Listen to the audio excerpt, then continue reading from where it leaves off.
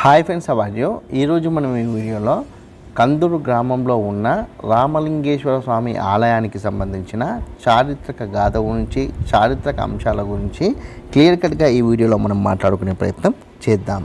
ఈ కందూరు ఆలయానికి సంబంధించిన విషయాలు మనం పరిశీలిస్తే ఇక్కడ మనకు ఈ ఆలయానికి సంబంధించిన ఒక చారిత్రక గాథ అయితే ఉంది. అదేంటంటే తమ్మలి వంశానికి చెందిన పూజారి దంపతులు ప్రతిరోజు కందూరు కొండపై ఉన్న ఆలయంలో పూజలు చేసేవారు. అయితే కాలక్రమంలో పూజారి భార్య గర్భం దాలుస్తుంది. ఆ గర్భం దాల్చిన తర్వాత ఆమెకి ఆ కొండపైకి ఎక్కడానికి ఇబ్బంది పడుతుంది. ఒకానొక సమయంలో ఆ కొండపైన ఆమె ఉన్నప్పుడు ఆ అంశాన్ని దృష్టిలో ఉంచుకొని స్వామివారి ముందు బాధపడుతుంది. ఆమె బాధకి ప్రతిస్పందించిన స్వామివారు ఒక స్వరం రూపంలో వినిపిస్తూ, నీకు ప్రతిరోజు కొండపైకి రావడానికి ఇబ్బంది అవుతుంది కాబట్టి నేనే నీ కోసం కొండ దిగి కిందికి వస్తానని చెప్తారు. అయితే అక్కడ స్వామివారు ఆమె ముందు ఒక షరతు పెడతారు.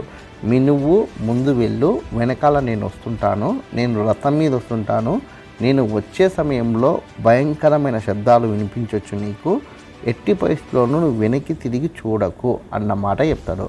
అయితే ఆమె దానికి సమ్మతించి క్రమేపీ కొండ దిగే ప్రయత్నం చేస్తుంది. అప్పుడు స్వామివారు స్వయంగా రథం మీద కొండపై నుండి కిందికి వచ్చే సమయంలో ఆ కొండ మీద ఉన్న బండరాళ్ళ వల్ల భయంకరమైన శబ్దాలు ఈమెకి వినిపిస్తాయి.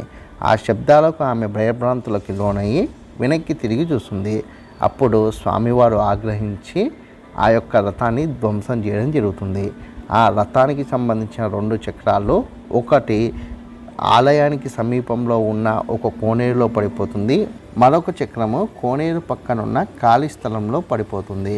కాలక్రమేణా ఈ చక్రాన్ని శివలింగంగా మార్చారని ఇక్కడున్న చారిత్రక గాథ మనకు చెప్తుంది. దాని తర్వాత కాలక్రమేణా ఈ శివలింగాన్ని ఆధారంగా చేసుకుని చిన్నపాటి ఆలయాన్ని నిర్మించిన క్రమంలో 11వ శతాబ్దంలో కాకతీయ రాజు అయిన ప్రతాపరుద్రుడు పూర్తిగా ఈ ఆలయాన్ని నిర్మించారని మనకి ఇక్కడ ఉన్న చారిత్రక శాసనాలు మనకు చెప్తున్నాయి. దీంతో పాటుగా మహబూబ్నగర్ జిల్లాకి సంబంధించిన ఒక గ్రంథం, అదేంటంటే పాలమూరు జిల్లా దేవాలయాలు గ్రంథంలో కూడా ఈ విషయం గురించి చాలా స్పష్టంగా అయితే ఉంది. ఇది కందూరు రామలింగేశ్వర స్వామి ఆలయానికి సంబంధించిన పూర్తి చరిత్ర. ఈ వీడియో కనుక మీకు నచ్చినట్లయితే లైక్ చేయండి, కామెంట్ చేయండి, షేర్ చేయండి. ఛానల్ని మటుకు ఖచ్చితంగా సబ్స్క్రైబ్ చేసుకోండి.